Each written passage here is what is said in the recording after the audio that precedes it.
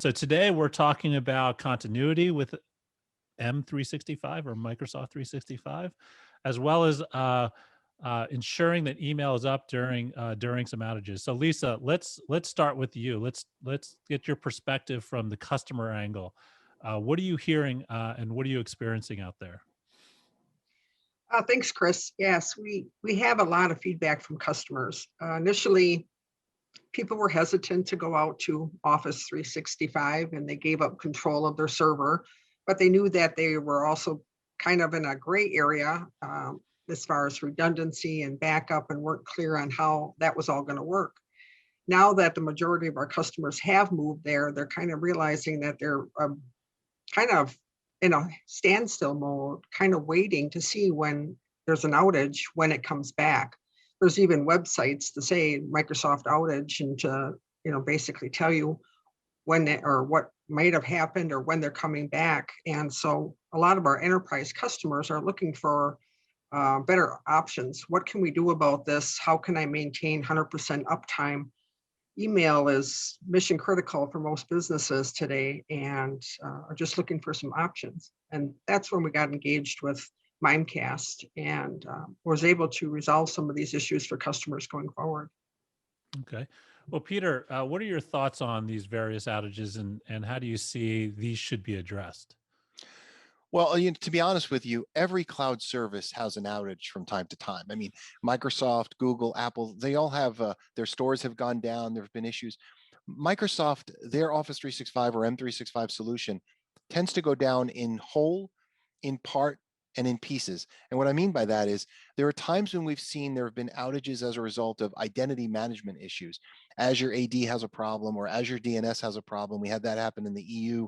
And when that happens, people can't access any of the services.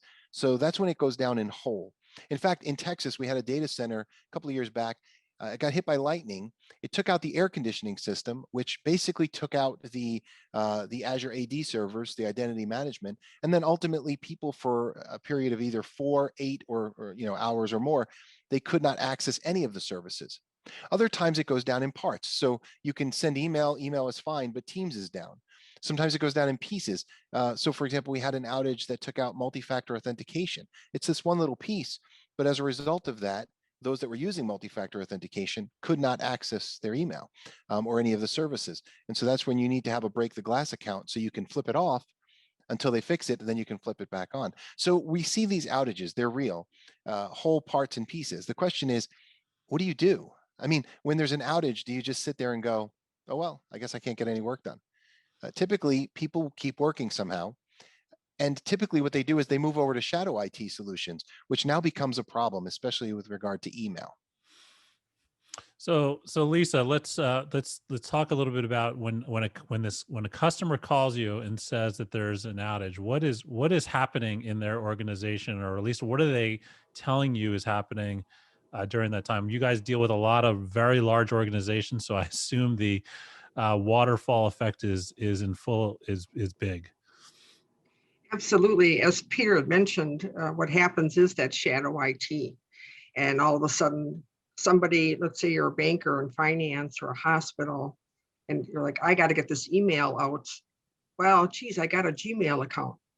And they'll defer to what they have.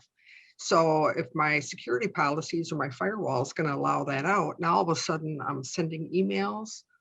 And maybe an email by itself might be benign, but what if that email's got patient information or charge card information or just anything that could be crucial to the business, not only from a security standpoint, but from regulatory or from a fine? How do I get my arms around that? And you can't stop the business. You need productivity. You can't give an answer to the the C-level folks as to when you're going to be back, and they're asking, why is this happening? We never used to run into this. How come you can't get us back online?